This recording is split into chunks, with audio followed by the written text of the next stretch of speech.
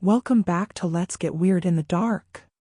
This is part 2 of our exploration into cannibalism throughout history.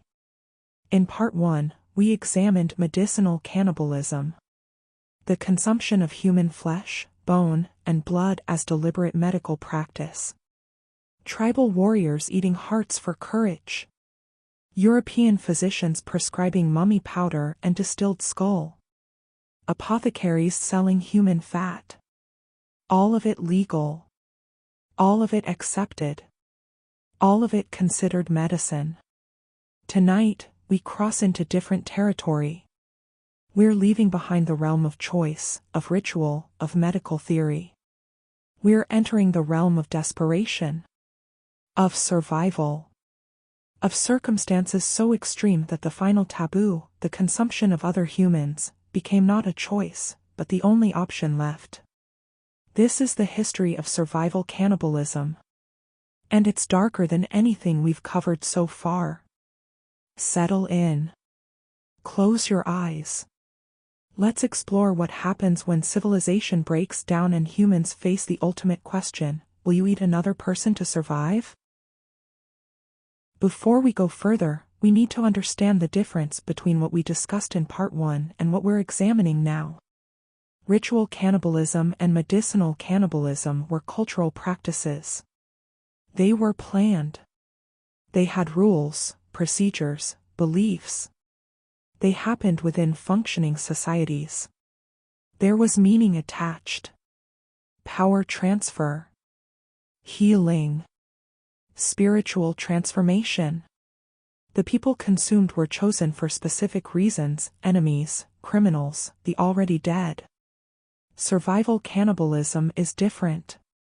It emerges from catastrophic circumstances. Sieges that cut off all food. Shipwrecks that strand survivors without provisions. Famines that kill crops and livestock. Disasters that destroy supply chains. Situations where all normal food sources have been exhausted and death by starvation is imminent. In these situations, the consumption of human flesh isn't ritual. It isn't medicine. It's desperation. It's the body's drive to survive overriding every cultural prohibition, every moral belief, every natural revulsion. And it has happened, repeatedly, throughout recorded history.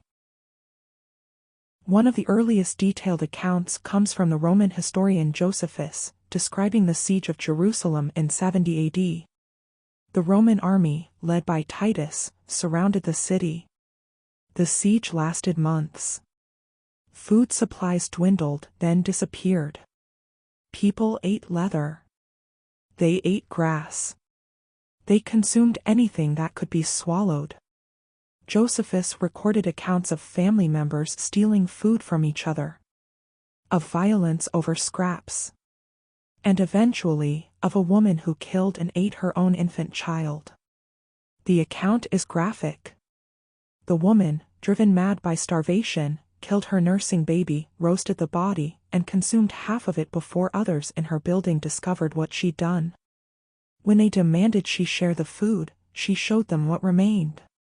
Josephus wrote this to illustrate the absolute horror the siege had created. The complete breakdown of humanity. The descent into circumstances so terrible that even a mother's love couldn't overcome the agony of starvation. This wasn't medicine. This wasn't ritual. This was a starving woman who had lost everything, including her mind. During the First Crusade in the late 11th century, European armies marched toward Jerusalem.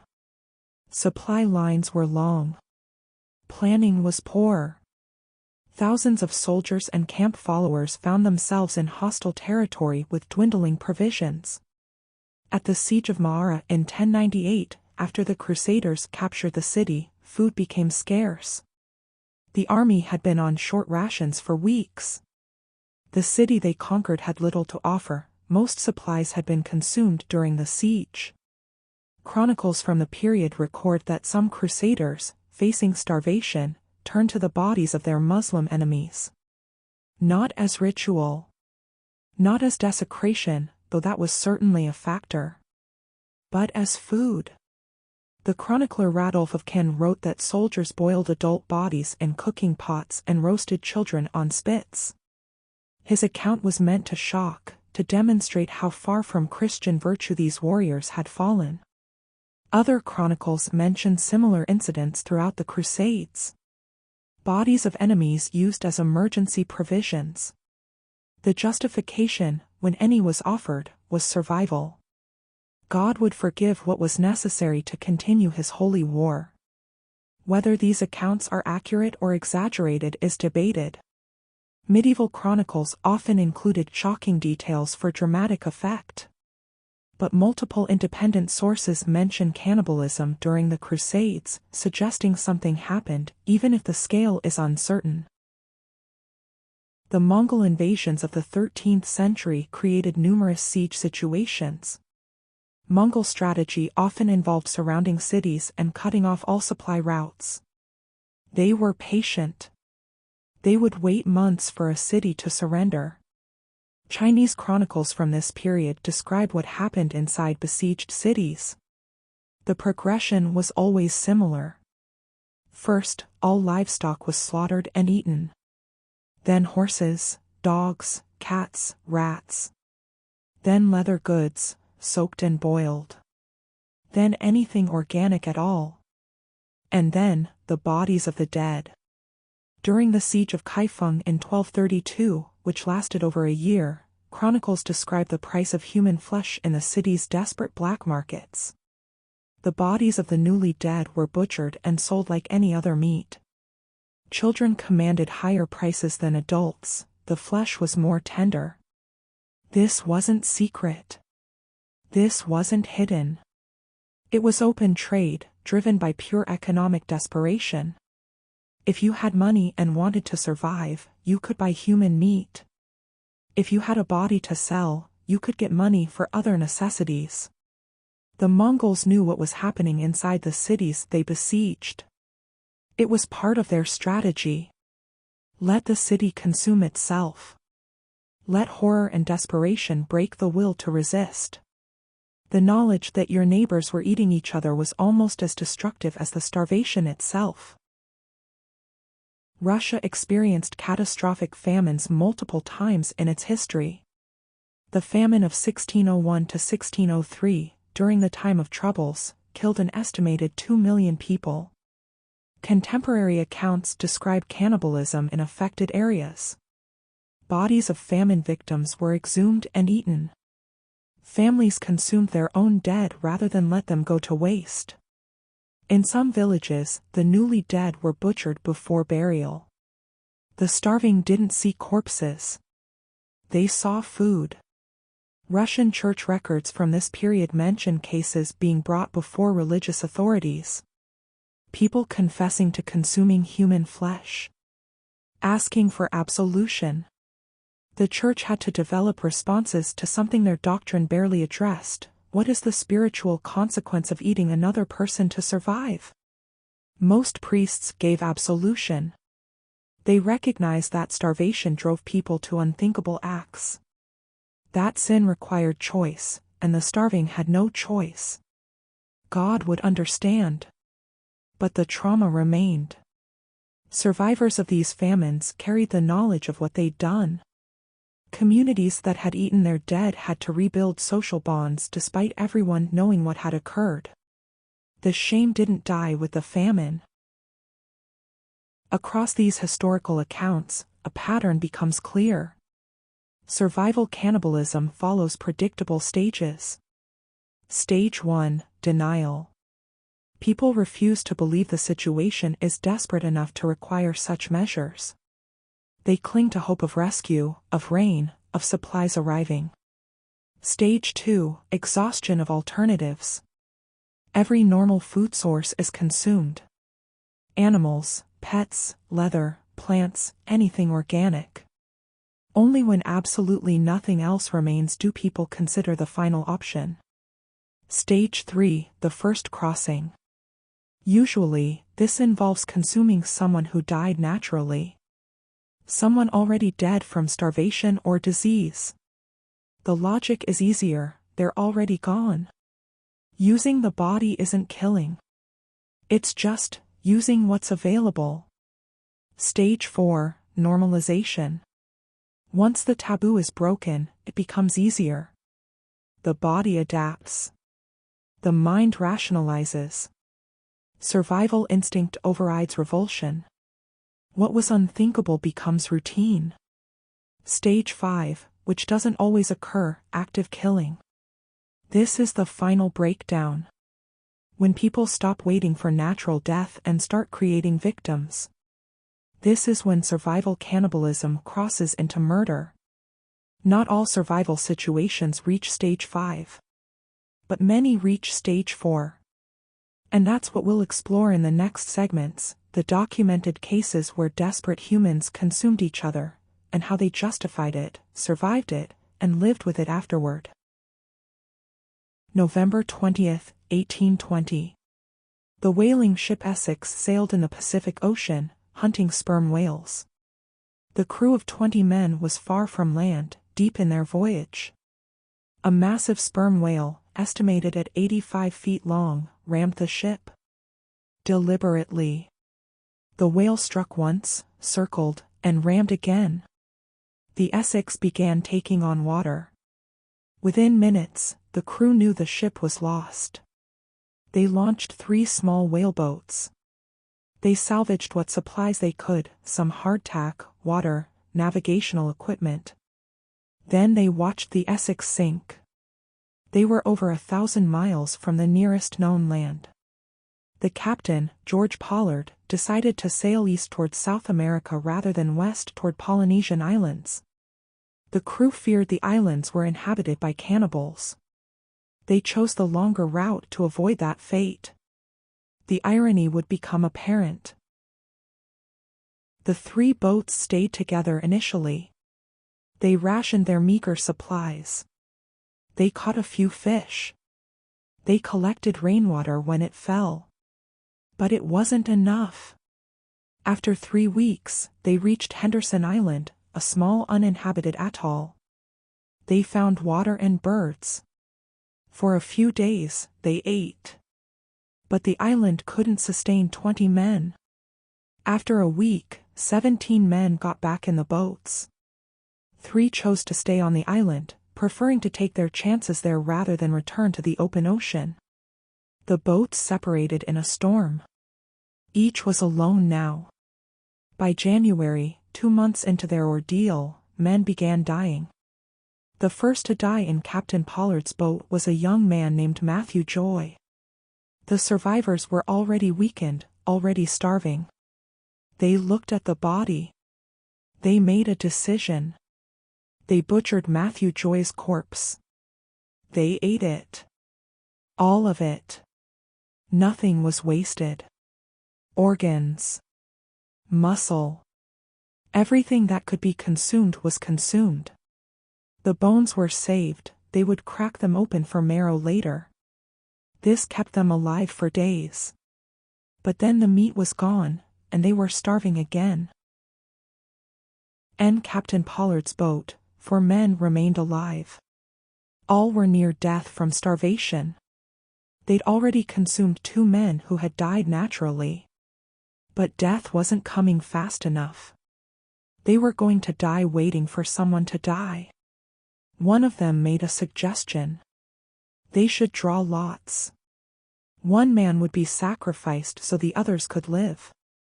It was the only way any of them would survive. They agreed. They tore up paper and placed the pieces in a hat. 1 piece was marked.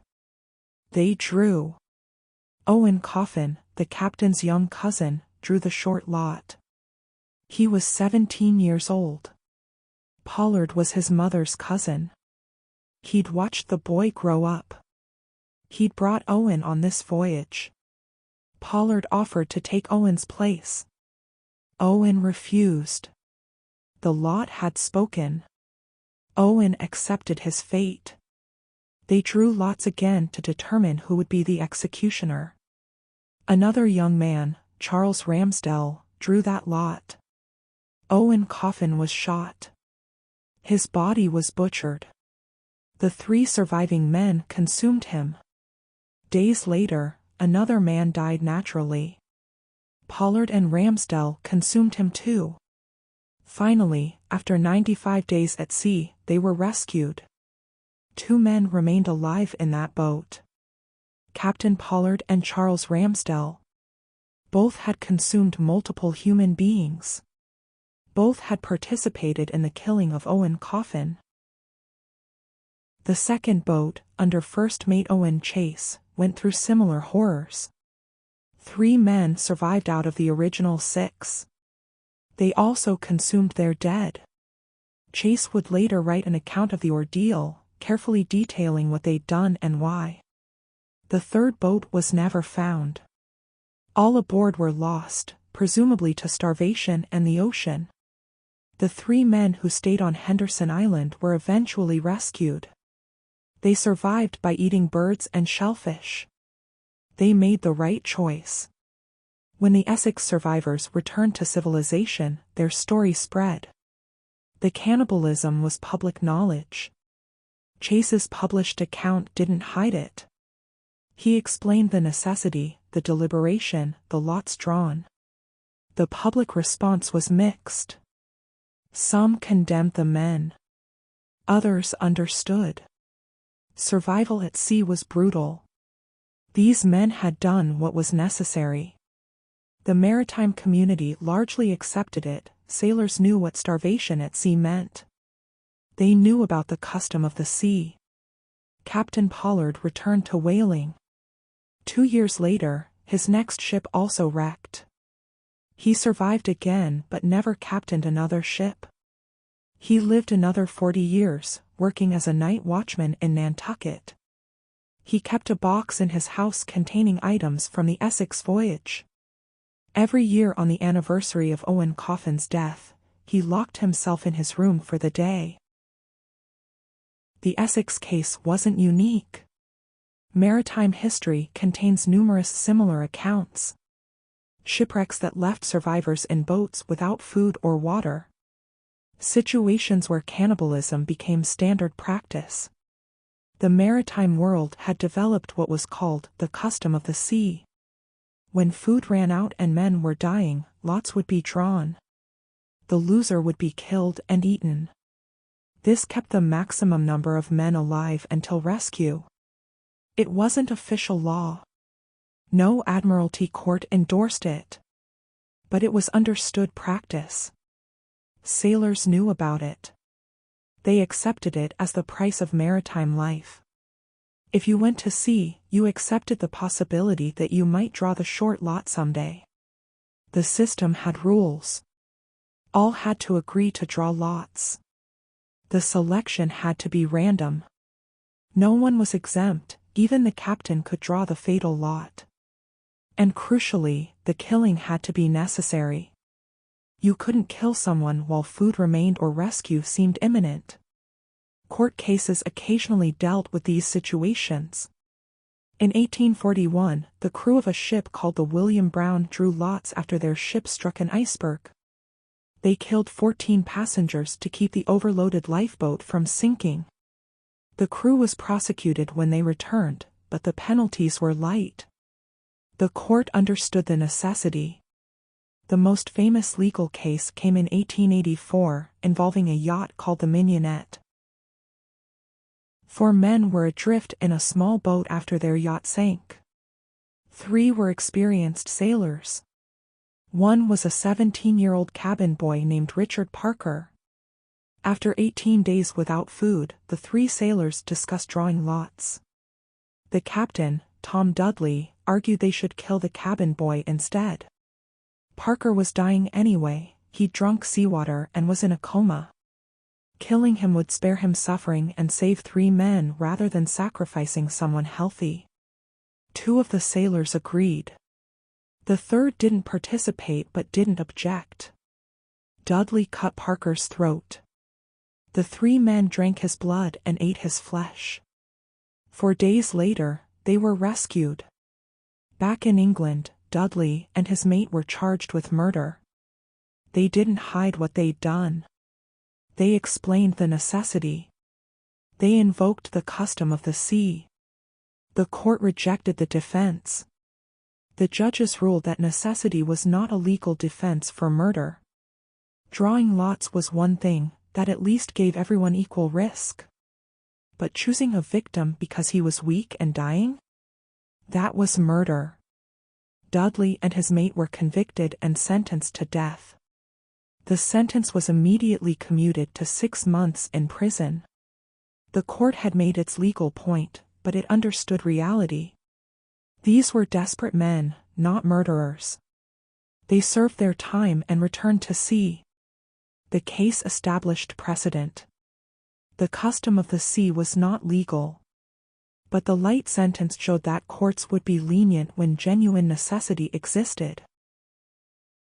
These maritime cases show survival cannibalism in its most organized form. Men who made conscious decisions. Who created systems and rules. Who tried to maintain some form of civilization even in the most extreme circumstances. But not all survival cannibalism was so deliberate. Sometimes it emerged in chaos, in situations where civilization had completely broken down. Where there were no rules, no lots, no conscious decisions. Just desperate humans doing whatever they could to survive one more day. In the next segment, we'll look at those situations. Land-based disasters. Trapped expeditions. Situations where groups of people slowly descended into horror, and the line between victim and survivor became impossible to define. In the spring of 1846, a group of American pioneers set out for California.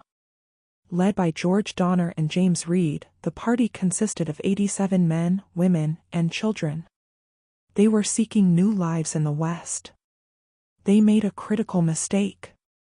They took a shortcut recommended by a guidebook. The Hastings cutoff was supposed to save time. Instead, it added weeks to their journey and left them exhausted, with damaged wagons and depleted supplies. By late October, they reached the Sierra Nevada mountains. Early snow began to fall. They tried to cross the pass. The snow deepened. They tried again. The snow kept falling. They were trapped. Nearly 90 people, stuck at what would later be called Donner Lake, with winter closing in and minimal supplies. They built crude shelters. Cabins made from logs and canvas. They slaughtered their remaining oxen. They rationed the meat carefully. They knew rescue wouldn't come until spring when the passes cleared.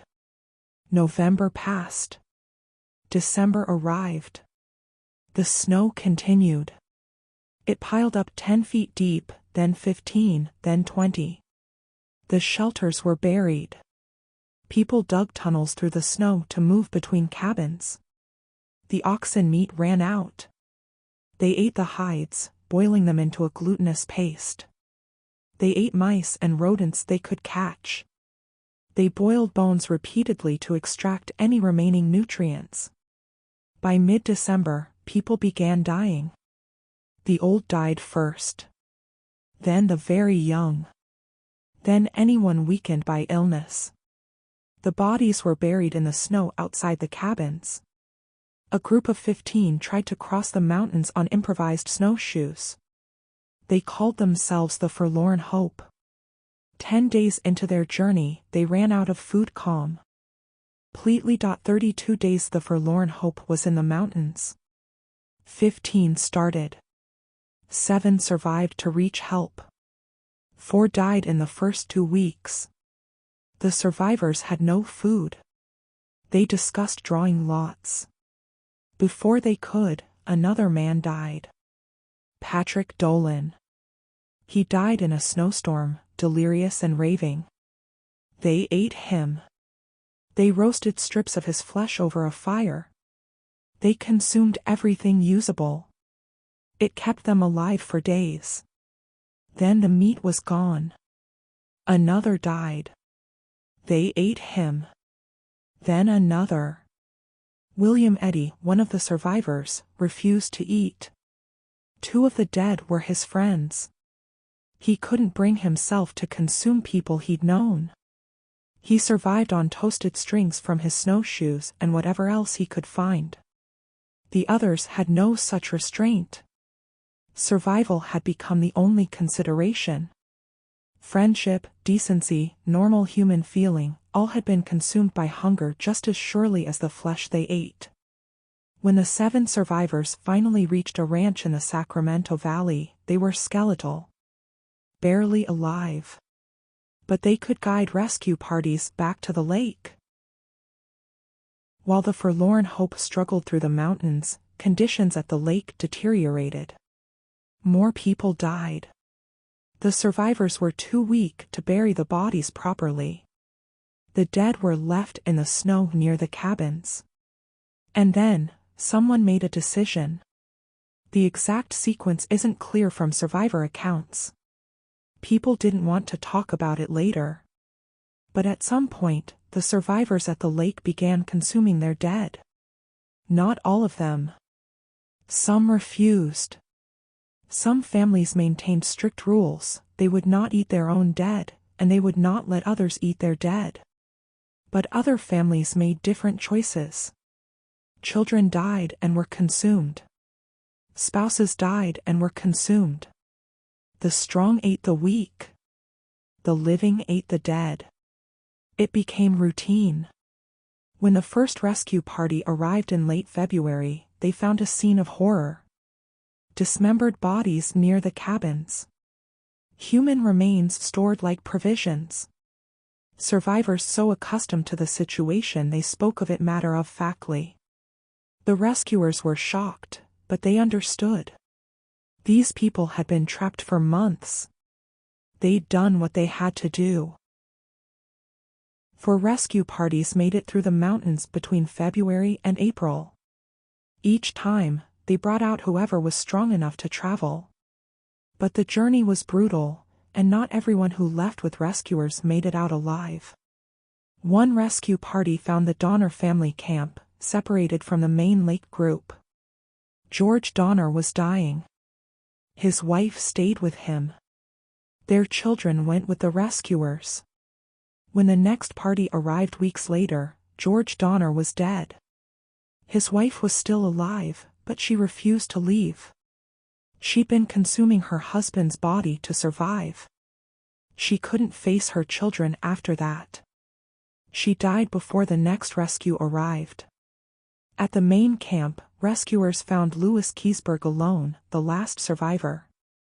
He was strong, well-fed. Bodies around his cabin had been butchered. He admitted freely to eating the dead. He'd survived by consuming at least 4 people, possibly more. Keseberg defended himself. He'd eaten only those already dead. He'd harmed no one. He'd simply done what was necessary to survive. But rumors persisted that he'd killed some of his victims. That he'd moved beyond survival into something darker. No proof of murder was ever established. But Keseberg's name became synonymous with the darkest aspects of the Donner Party. He lived another 40 years, always under suspicion, always haunted by what he'd done. In 1845, British explorer Sir John Franklin led 2 ships into the Arctic. HMS Erebus and HMS Terror carried 129 men. They sought the Northwest Passage. They were well supplied, well equipped, expected to be gone 3 years. They were never seen alive again by Europeans. Search parties found evidence in the 1850s. Abandoned ships. Scattered camps. Bodies. And troubling signs. Inuit testimony described seeing groups of desperate white men hauling boats across the ice, dying as they went. They spoke of finding bodies with cut marks on the bones. When searchers examined the remains, they found confirmation. Human bones with knife marks. Evidence of butchering. Evidence of boiling. The bones had been broken open for marrow. The Franklin expedition, manned by British naval officers and experienced Arctic hands, had descended into cannibalism. Over 100 men, slowly dying in the Arctic, had consumed each other in their final desperate weeks. The Victorian public was horrified. These weren't rough sailors on a whaling ship. These were officers, gentlemen, representatives of British civilization. The idea that they'd resorted to cannibalism was almost unbearable. But the evidence was clear. Cut marks don't lie. The Franklin men had eaten each other. Probably starting with those who died naturally, but eventually, possibly moving beyond that. The exact details died with them. The Donner Party. The Franklin Expedition. These cases share a pattern. Groups trapped in hostile environments. Slow starvation. The gradual erosion of normal restraints. The descent into consuming the dead, and possibly the killing of the living. These weren't quick decisions made in the heat of crisis. These were prolonged ordeals. Weeks or months of slowly crossing every line, breaking every taboo, becoming something they'd never imagined they could become. In the next segment, we'll move closer to the modern era. We'll examine 20th century cases where survival cannibalism occurred. Cases with photographs, with detailed testimony, with survivors who had to live in the modern world after doing things that would haunt them forever. The 20th century brought new technologies, better communications, faster rescue capabilities. You might think survival cannibalism would become a thing of the past. A relic of the age of sail and wagon trains. You would be wrong. The 20th century saw some of the most extreme instances of survival cannibalism in recorded history. Not isolated incidents of shipwrecked sailors or lost expeditions, but systematic, prolonged, industrial-scale consumption of human flesh during wars and famines. Millions of people faced the choice. Millions crossed the line. And this time, there were cameras, documents, detailed records. Survivors who lived into the age of television and gave interviews. This is recent history. Some survivors are still alive. September 8, 1941. German forces surrounded the Soviet city of Leningrad, now called St. Petersburg. The siege would last 872 days. Nearly 2.5 years. It remains the longest and most destructive siege in modern history. The city held nearly 3 million people when the siege began. The Germans cut all supply routes. No food came in. No one could leave.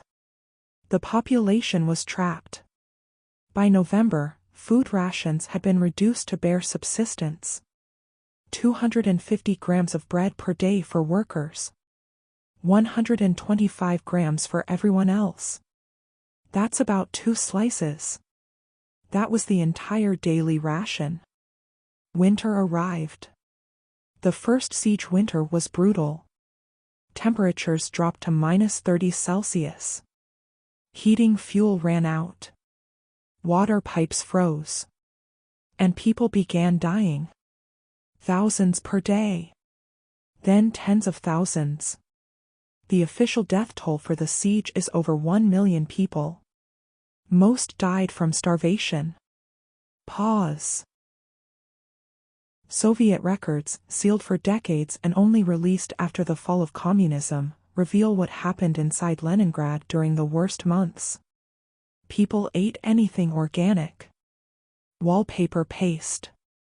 Leather belts and shoes. Petroleum jelly. Sawdust mixed with anything that could bind it. Cats and dogs disappeared within the first months. Rats were hunted and sold at premium prices. And then people started disappearing. Soviet internal security documents record over 2,000 arrests for cannibalism during the siege. But arrests represent only cases that were discovered and prosecuted. the actual number was certainly higher. The documents distinguish between two categories: corpse-eating and person-eating. The first meant consuming those who died naturally. The second meant killing for food. Most arrests were for corpse-eating. Bodies of family members who died from starvation would be kept, sometimes for weeks, and consumed piece by piece. Bodies in the streets would be butchered at night. Morgues and hospitals lost bodies to theft. But there were also murders. Children sent out to get water who never returned. Adults who disappeared on their way to ration points. Bodies found with flesh removed. The police established special units to investigate cannibalism. They patrolled markets where meat of suspicious origin might be sold. They tracked missing persons who might have been victims. The Soviet authorities faced a dilemma. Cannibalism required prosecution, it couldn't be tolerated. But the sheer scale made normal justice impossible. Thousands of cases. Starving people consuming the dead to survive. Courts made distinctions. If you ate a family member who died naturally, and you hadn't killed them, the sentence was often minimal. Labor camp for a year or two. Sometimes just internal exile after the siege ended. If you killed someone for food, that was murder. Execution or decades in the gulag. If you sold human flesh at market, pretending it was something else, that was particularly serious. Multiple victims. Premeditation. Profiting from cannibalism. Those cases received harsh sentences. But enforcement was inconsistent. Police and courts were starving too. Sometimes they looked the other way. Sometimes they prosecuted vigorously. It depended on the individual case, the available evidence, the mood of the authorities. Survivors who were arrested and served sentences lived with that record for the rest of their lives. In the Soviet system, a conviction for cannibalism was a permanent mark. It affected employment, housing, everything. Many survivors never told anyone what they'd done during the siege. They carried the secret until death. Between 1959 and 1961, China experienced what's called the Great Leap Forward famine. Estimates of the death toll range from 15 to 45 million people. It remains the deadliest famine in human history. The causes were complex. Failed agricultural policies. Unrealistic production quotas. Local officials reporting false harvest numbers to avoid punishment. But the result was simple. Tens of millions of people starving to death. In the worst affected provinces, particularly rural areas, cannibalism emerged. Chinese government documents, kept secret for decades, record thousands of cases. The pattern was familiar. First, everything edible was consumed. Bark from trees. Grass. Clay mixed with any available grain. Then people died, and the survivors faced a choice. In some villages, the practice became systematic. Bodies of the recently dead would be secretly butchered and distributed. Families would trade, "You don't eat my dead, I don't eat yours, but we can trade portions so no one has to consume their own relatives." This arrangement, documented in multiple accounts, showed how communities tried to maintain some boundary. Some line they wouldn't cross. You could eat human flesh to survive, but not your own families. Trading made it psychologically easier. The Chinese government punished cases when they were discovered. But in the chaos of the famine, in remote rural areas, enforcement was difficult. Many cases were never reported. Villages kept their secrets. A decade before Leningrad, Ukraine experienced a famine that killed millions. The Holodomor of 1932–33. Whether it was deliberate genocide or catastrophic policy failure remains debated. But the result was mass starvation. Soviet archives document cannibalism cases from this period, particularly in rural villages where collectivization had destroyed traditional farming and grain was seized for state quotas. The accounts are similar to Leningrad and China. Families consuming their dead. Neighbors disappearing. Children at particular risk. Police investigations and prosecutions. What's notable about the Soviet famines, both Ukraine in the 1930s and Leningrad in the 1940s, is the bureaucratic documentation. The Soviets kept detailed records. Arrest reports. Trial transcripts. Sentencing documents. This creates a strange archival trail. Official government papers describing in matter-of-fact language the investigation and prosecution of people for eating other people. Forms to fill out. Categories to check. Standard procedures for processing cannibalism cases. The banality of evil extends to the banality of desperation. Reducing human cannibalism to paperwork and procedure. These 20th century cases show survival cannibalism at a scale that dwarfs anything from earlier history. Not dozens of people like the Donner Party. Not 100 like Franklin's expedition. But thousands. Possibly tens of thousands. Spread across years and continents. Most survivors never spoke of it. The stigma was too great. The trauma too deep. They lived normal lives after the famines and sieges ended, carrying the knowledge of what they'd done in private. In our final segments, we'll look at one more category. Cases where survival cannibalism occurred but the survivors had to immediately return to normal society. Where there was media coverage, public scrutiny, and the impossibility of keeping secrets. October 13, 1972. A chartered plane carrying a Uruguayan rugby team crashed in the Andes Mountains. 45 people were on board.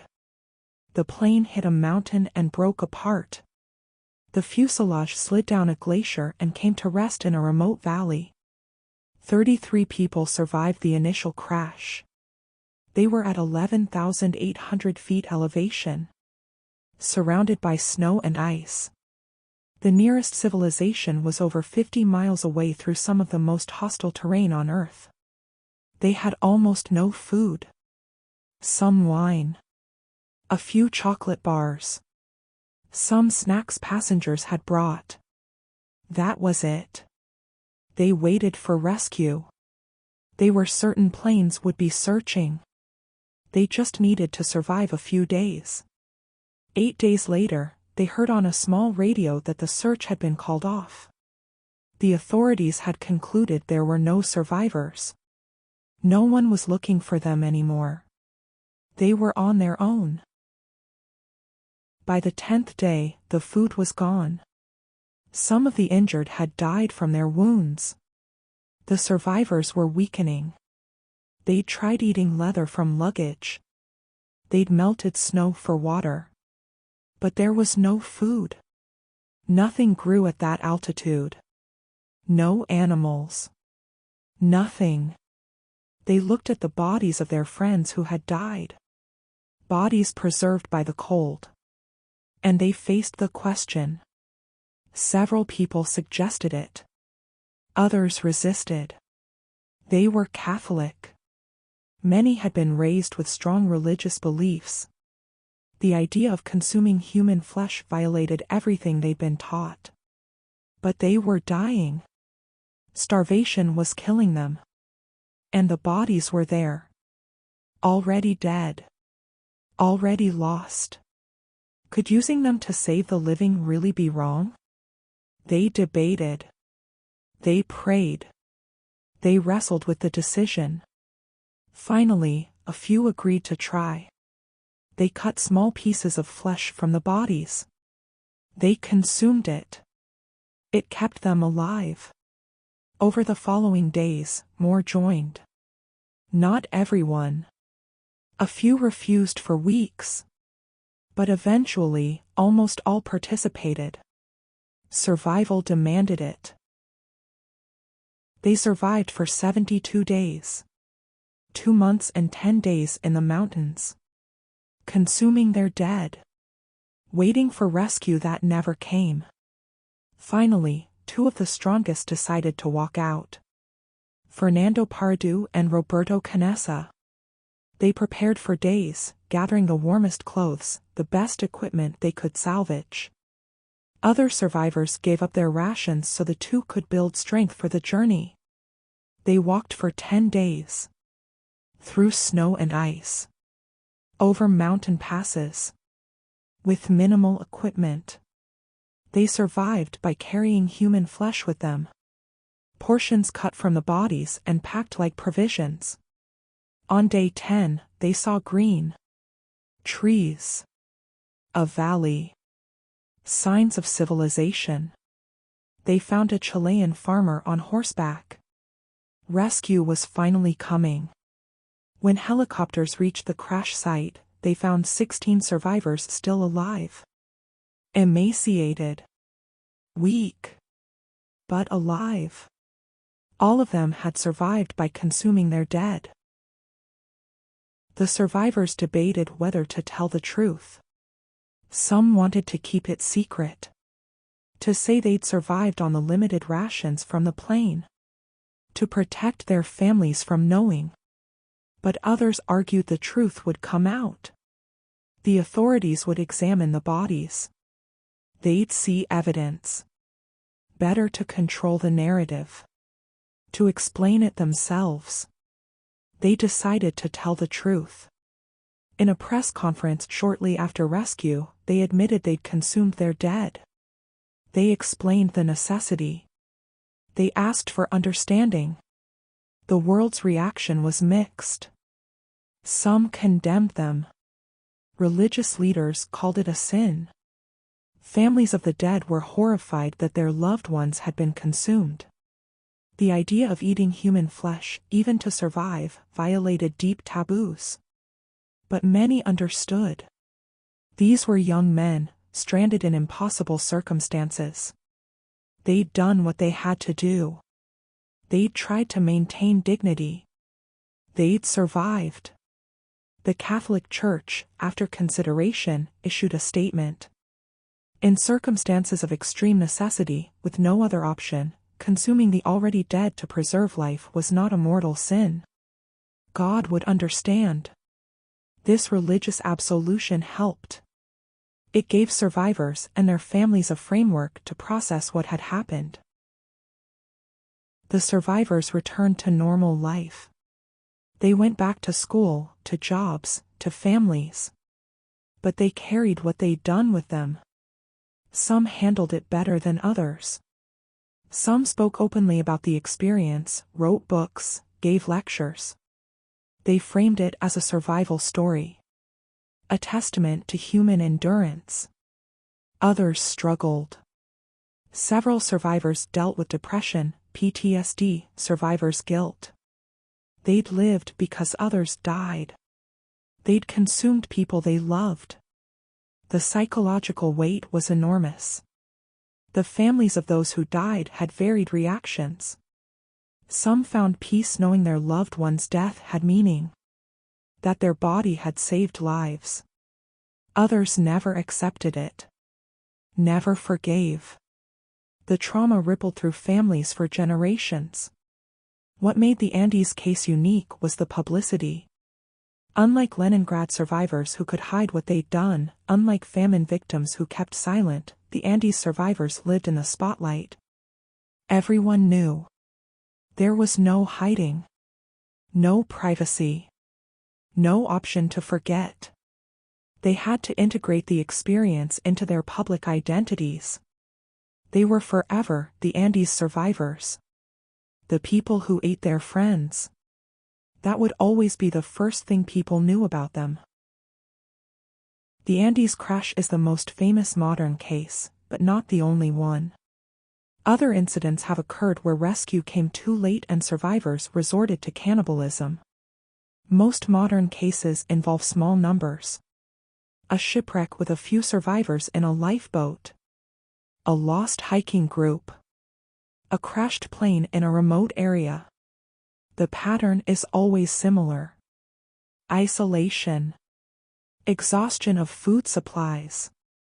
The gradual acceptance that consuming the dead is the only option.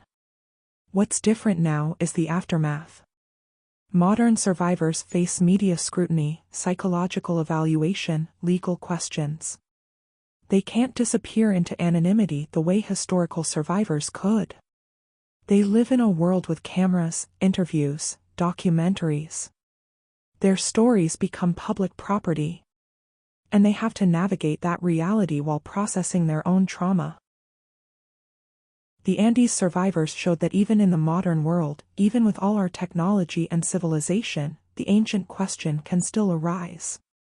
When you're truly isolated, truly starving, truly facing death, what will you do to survive? In our final segment, we'll reflect on what this entire history tells us. About human nature. About survival. About the lines we think we won't cross, and what happens when we do. We've now covered 2 hours of history. From tribal warriors eating hearts to gain courage, to European physicians prescribing ground skulls, to desperate survivors in lifeboats and mountain crashes consuming their dead. What have we learned? First, that the consumption of human flesh has taken many forms throughout history. It's not one thing. It's ritual. It's medicine. It's survival. It's cultural practice. It's desperate necessity. Each context is different, even though the act is the same. Second, that the taboo against cannibalism, while nearly universal, is not absolute. Every culture that prohibits it has circumstances where the prohibition breaks down. When survival demands it. When medicine requires it. When ritual prescribes it. The line exists, but it can be crossed. Third, that humans are remarkably adaptable. People who never imagined they could consume human flesh found themselves doing exactly that. And then continuing to do it. And then living with it afterward. The human capacity to adjust to extreme circumstances is both impressive and unsettling. What happens to people who cross this line? How do they live afterward? The answer varies enormously depending on context and support. In cultures where ritual or medicinal cannibalism was normal, there was no trauma. It was accepted practice. Warriors who ate enemy hearts didn't suffer psychological consequences because their culture validated the act. It was normal. Expected. Sometimes honored. European physicians who prescribed mummy powder felt no guilt. They were practicing medicine according to the best knowledge of their time. When the practice was abandoned, it was because better alternatives existed, not because anyone felt they'd done something wrong. But survival cannibalism is different. This crosses personal boundaries. These are people whose culture taught them cannibalism was wrong, who never intended to consume human flesh, who did so only because death was the alternative. And the psychological aftermath can be severe. Survivors of situations where cannibalism occurred often struggle with multiple layers of trauma. There's the trauma of the original disaster. The crash, the shipwreck, the siege, the famine. The terror and suffering of the event itself. There's survivor's guilt. Why did I live when others died? What makes my life worth more than theirs? This affects all disaster survivors, but it's intensified when you survived by consuming the dead. There's the specific guilt of cannibalism. I ate another person. I consumed someone who had a name, a family, a life. Even if they were already dead.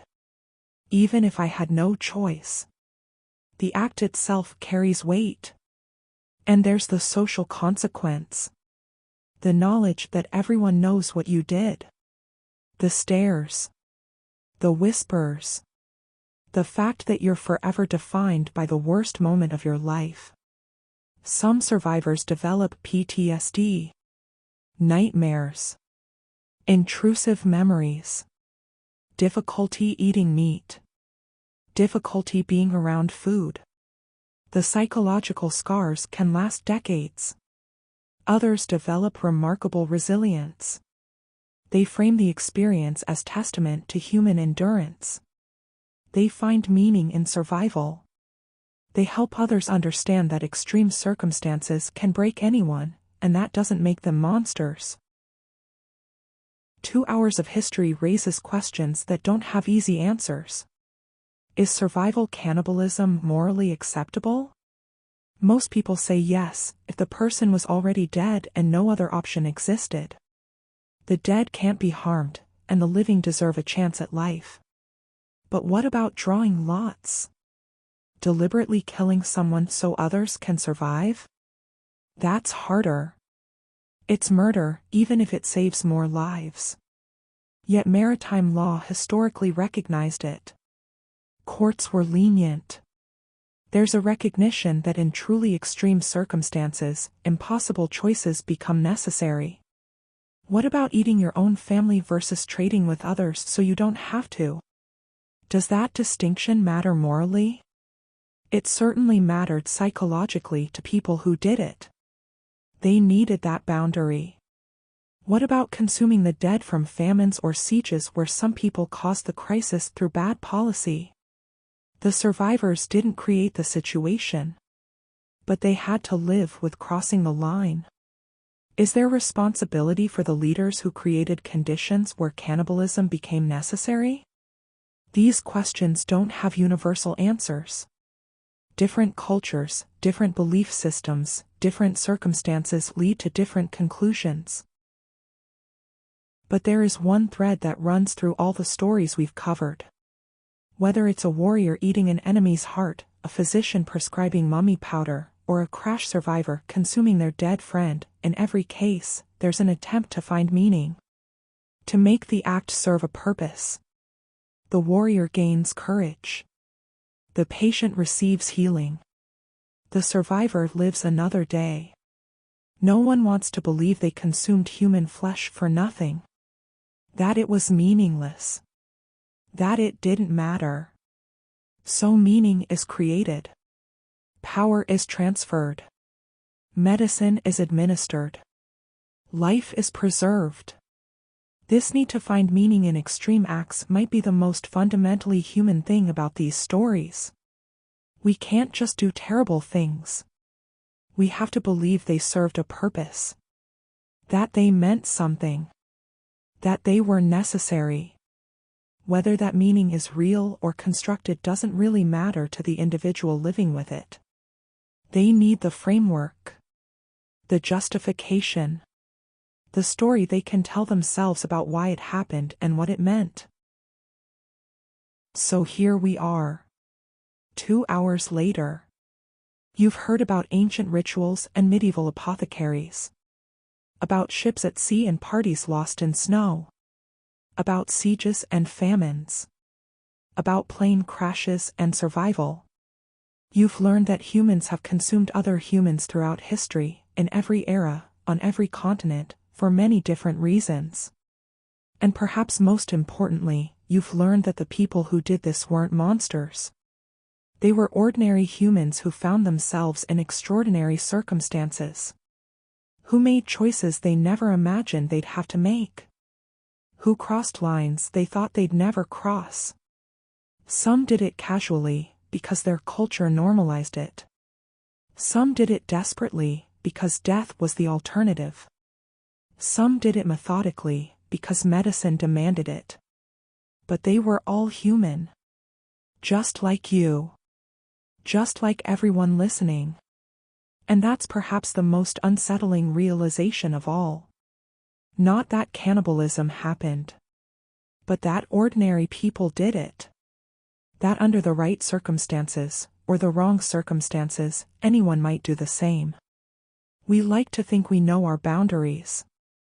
We know what we'd never do. We're certain of our limits. But history suggests those certainties are fragile. That circumstances can push us past any line. That survival instinct can override any prohibition. We are not as far from our ancient ancestors as we like to believe. This concludes our two-part exploration of medicinal and survival cannibalism. Thank you for staying with us through this dark journey into human history and human nature. We've gotten weird in the dark together. We've explored one of the last great taboos.